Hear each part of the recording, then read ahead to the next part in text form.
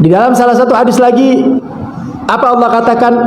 Sungguh Allah mengharamkan surga, mengharamkan seseorang masuk surga, orang yang mendolimi ahli baiti, orang yang mendolimi para habaib, orang yang mendolimi para habaib, orang yang mendolimi keluarga Nabi, maka Allah katakan haram ente punya jasad masuk surganya Allah. Orang yang mendolimi Nabi gak bakal masuk surga. Mau ibadahnya sebesar apapun, sodakonya sebanyak apapun, kalau dia mendolimi Nabi lewat anak keturunannya, lewat para habaib yang dia lakukan itu, maka sama itu artinya mengganggu Nabi. Dan kalau itu dilakukan, maka itu sama artinya mengganggu baginda Nabi Muhammad SAW, dan Allah akan haramkan orang tersebut untuk masuk dalam surganya Allah Subhanahu wa ta'ala. Itu penggalan ceramah dari Habib Zaki Al-Aidrus. Saya perhatikan Habib Zaki Al-Aidrus ini merupakan circle dari Habib Rizik Syihab, kalau tidak salah, karena beberapa kali saya melihat video beliau bersama Habib Rizik Syihab. Tapi untuk pastinya silakan di cross check lagi. Itu adalah penggalan ya, sebagai pengantar saja supaya tidak terlalu panjang di depan. Nanti video lengkapnya saya letakkan di belakang, jadi teman-teman bisa memeriksanya sendiri secara lengkap. Konstruksi ceramahnya, konstruksi berpikir, konstruksi doktrinnya bagaimana. Ada 6 poin substansi yang saya catat di sini dari ceramah Habib Zaki Al-Aidrus. Yang pertama adalah beliau mengganti atau mengartikan frase Ahlul Bait itu menjadi Habib. Jadi Ahlul Bait sama dengan Habib, kalau kita bahasa matematika kan begitu.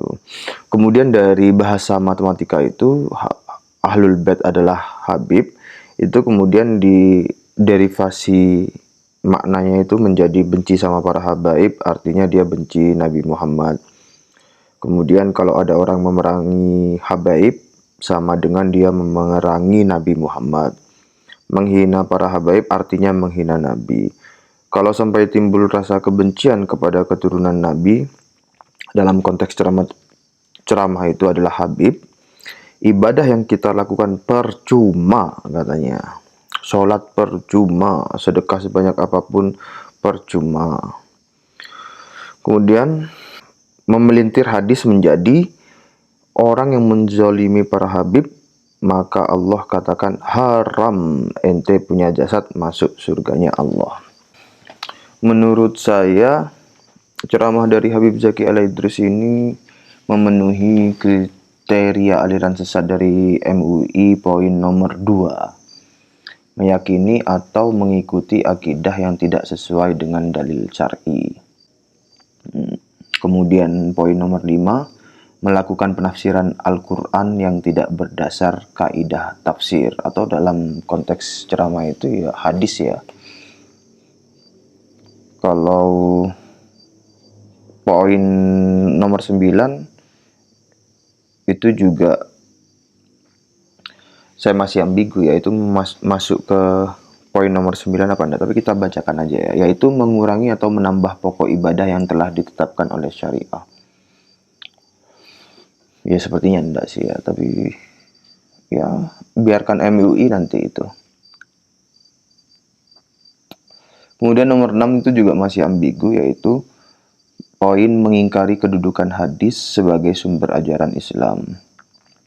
Mengingkari kedudukan hadis, atau apakah bisa orang yang memelintir makna hadis untuk kepentingan dirinya sendiri atau kelompoknya, golongannya itu bisa dimasukkan dalam parameter mengingkari kedudukan hadis sebagai sumber ajaran Islam. Jadi misalnya kan Ahlul Bait kemudian diartikan Habib, kemudian diartikan bahwa barang siapa mengganggu Habib, dia mengganggu Nabi. Barang siapa menzolimi Habib atau membenci Habib, berarti dia membenci, menghina atau memerangi Nabi Muhammad SAW. Apakah bisa begitu? Itu biarkan nanti itu MUI.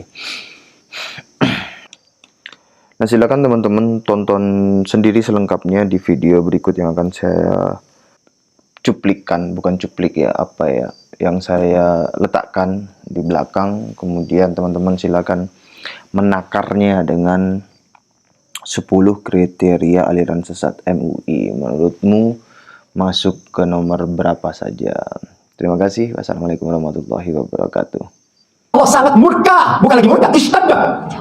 Bukan murka saja, murka yang sangat. Allah Taala sangat murka, sangat marah, sangat benci kepada siapa? Man adani, orang yang mengganggu aku melalui anak keturunanku. Lihat dari kalimat ini, man adani fi itrati. Siapa orang yang mengganggu aku melewati anak keturunanku. Artinya, manakala kita mengganggu anak keturunannya, mencaci, membenci, hasud, sama artinya kita mengganggu baginda Nabi Muhammad. Nah, kira-kira orang yang mengganggu Nabi Muhammad itu kumaha? Pantas kalau mendapatkan satu kebencian dan kemurkaan dari Allah Subhanahu wa taala. Allah marah, Allah murka.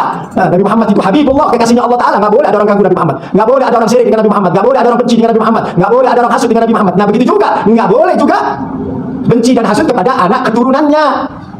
Karena mengganggu mereka sama dengan mengganggu Nabi, membenci mereka sama dengan membenci Nabi, nggak suka sama mereka sama dengan nggak suka Nabi. Nah, kalau sudah benci sama Ahlul Bait, benci sama para habaib, artinya dia benci sama Nabi. Nah, kalau benci sama Nabi, gimana dapat syafaatnya? Di dalam hadis lain juga, yang maknanya hampir sama. Allah marah manakala seseorang menumpahkan darahku dan menyakitiku melalui keturunanku. Ya. Jadi kalau di sini ada orang memerangi para habaib, itu sama dia memerangi Nabi Muhammad. Memerangi para habaib itu sama dia memerangi Nabi Muhammad. Kalian perangi para habaib akan sampai terbunuh, ya. Seperti ceritanya ketika terjadi perang Karbala, ya, di mana Sayyidina Husain, cucu Nabi Muhammad SAW, yang dipenggal di padang Karbala di daerah Irak sana, ya, dengan pasukan Yazid bin Ubaidillah, dengan pasukan Ziyad bin Ubaidillah atas perintah Yazid bin Muawiyah, ya. Itu menyakiti hati Rasulullah, ya. Menyakiti hati Rasulullah. Mereka menumpahkan darah dagingnya Nabi Muhammad SAW. Di mana Sayyidina Husain yang diangkat, yang digendong sama Nabi, yang dicium sama Nabi dengan penuh cintanya, cucu Nabi, ya. Dan itu dari situlah keturunan Nabi Muhammad, dari situ. Sengaja mereka menghabiskan, supaya keturunan Muhammad tidak sampai sekarang. Dia bunuh Sayyidina Husain, dia penggal Sayyidina Husain, Masya Allah, ya. Tapi janji Allah nggak bakal bisa dilawan. Allah tetap akan mengabadikan daripada keturunan Nabi Muhammad. Maka di situ diselamatkan salah satu anak daripada Sayyidina Husain, namanya Ali Zainal Abidin. Tinggal satu-satunya orang ya, yang diselamatkan oleh Allah Subhanahu Wa Taala. Tujuannya apa? Untuk menyambungkan kembali daripada anak keturunan kepada Nabi Muhammad SAW. Kemudian di dalam hadis yang lain, man sabba ahli baiti fa ana bari'u minhu. Siapa orang yang coba-coba mencaci maki, mengolok-olok, menghina, memfitnah ahli bait keturunanku, kata Nabi. Apa kata Nabi? Fa ana bari minhu. Saya enggak tanggung jawab nanti di hadapan Allah. Supaya kita hati-hati memperlakukan anak keturunan Nabi ini, karena mereka itu dimuliakan oleh Allah. Allah yang memuliakan. Nah, kalau mau siap perang sama Allah ya mangga. Orang yang berani mencaci para habaib, yang menghina para habaib, artinya dia menghina Nabi. Orang yang berani mencaci para habaib, yang menghina para habaib, artinya dia menghina Nabi. Nah, kalau dia siap untuk itu ya mangga. Rusak kita punya hati sampai timbul rasa kebencian kepada keturunan Nabi. Ibadah yang kita lakukan habaan manzurah. Percuma yang kita lakukan, ibadah percuma, sholat percuma, semua percuma. Ibadah percuma, sholat percuma, semua percuma. Kenapa? Karena kalian mengusik hati Nabi Muhammad. Beberapa hadis di sini juga, ya. Innallaha harramal jannah ala man zulim ahli baiti. Masya Allah. Lihat. Di dalam salah satu hadis lagi, apa Allah katakan?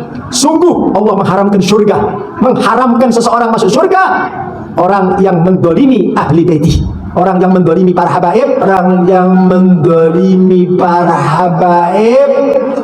mendolimi keluarga Nabi, maka Allah katakan haram ente punya jasad masuk surganya Allah. Orang yang mendolimi Nabi gak bakal masuk surga. Mau ibadahnya sebesar apapun, sedekahnya sebanyak apapun, kalau dia mendolimi Nabi lewat anak keturunannya, lewat para habaib, kalau dia mendolimi